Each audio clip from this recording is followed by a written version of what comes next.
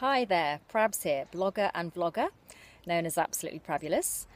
I am vlogging today. I'm vlogging from the great outdoors, which I hope isn't a bad idea. There are birds singing, there's construction work going on in the background, and I'm actually in the middle of farmland right now. This is actually near where I live, literally a stone's throw from my house. And I thought I would film my latest contribution to the Candid Cuddle series that I host with blogger Cuddle Fairy. I thought I would film it from here rather than writing it. Candid Cuddles, just to give you a bit of background by the way, is a fantastic feel-good, thought-provoking, inspiring linky, we say in blog terms, where bloggers link up mantras, philosophies, inspiring memes on a weekly basis. And if you'd like to check it out, please do come along to my blog absolutelyprabulous.com. If you'd like to link something up, we run every Monday. So this week I am going to, I'm videoing my contribution, not writing it up. My contribution this week is run your own race. Now, don't panic, by the way. You're probably looking at me in my running gear thinking, oh gosh, she's going to talk to us for 3 minutes about running, and my eyes are just glazed over. I'm not, don't worry. I did find that mantra, I must admit, that quote on a Facebook page dedicated to running, I must admit.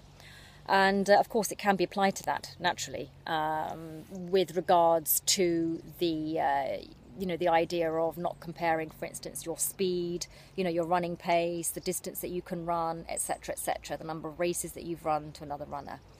But no, I'm actually going to talk about this this fantastic phrase, run your own race, in relation to blogging, actually.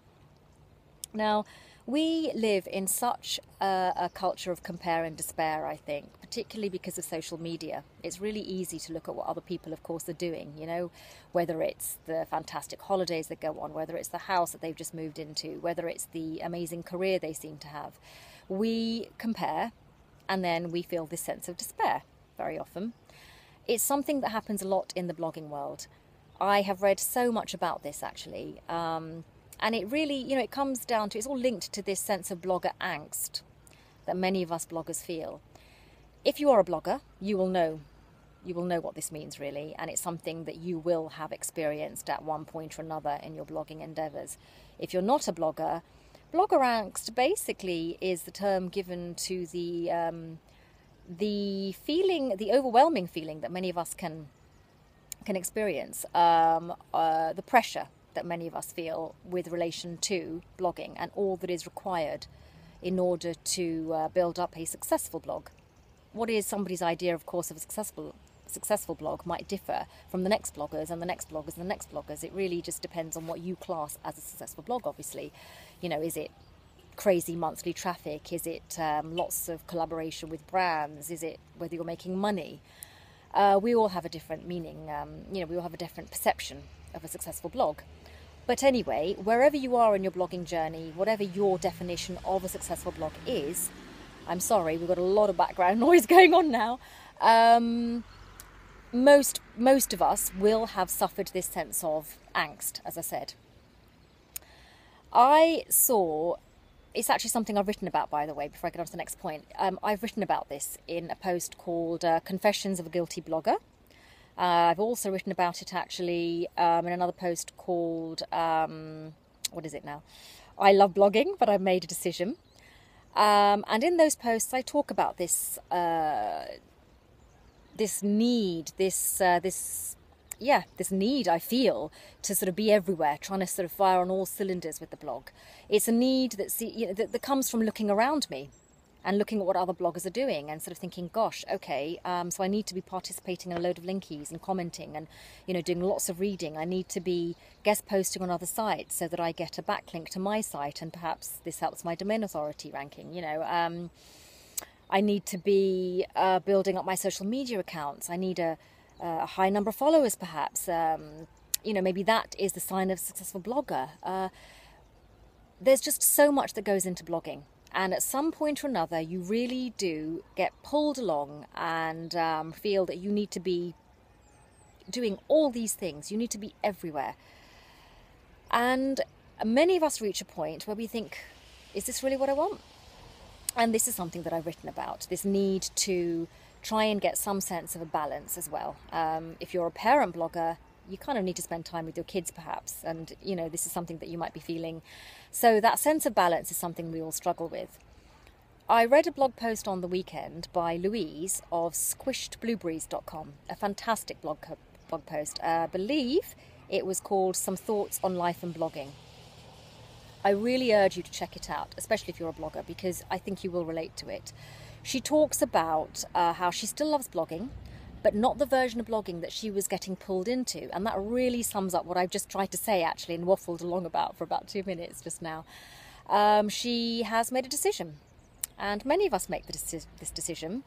Some of us are not able to stick to it. It's something I did talk about in one of the blog posts that I just mentioned. I don't know if I've managed to stick to this resolution, but I hope Louise does, because it's something I really resonate with. She mentions how she is not going to write blog posts that she feels she ought to be writing because everybody else is writing that kind of blog post. She is not going to be influenced by Google.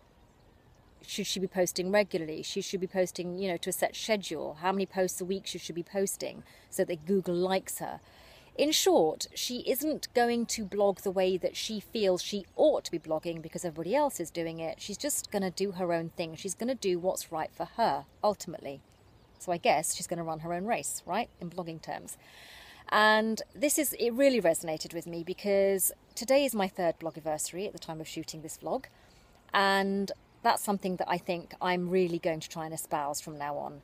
I'm not going to let myself get stressed out about what I think I should be doing with my blog. And I am just going to run my own race.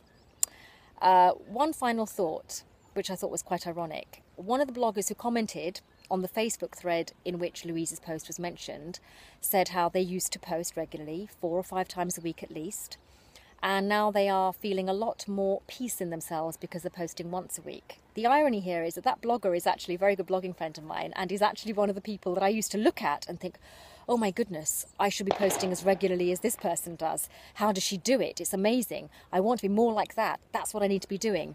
And so I did start posting more regularly, not just as a result of this one person, but this overall compare and despair, looking at lots of people doing the same thing. And so I did try to up my game and post more regularly. And I think it's quite ironic that this blogger has actually gone the other way and decided, no, enough is enough. It's I need time for me, need time for my children, so I'm just going to do what I can when I can. So again, another blogger who has just decided she's going to run her own race.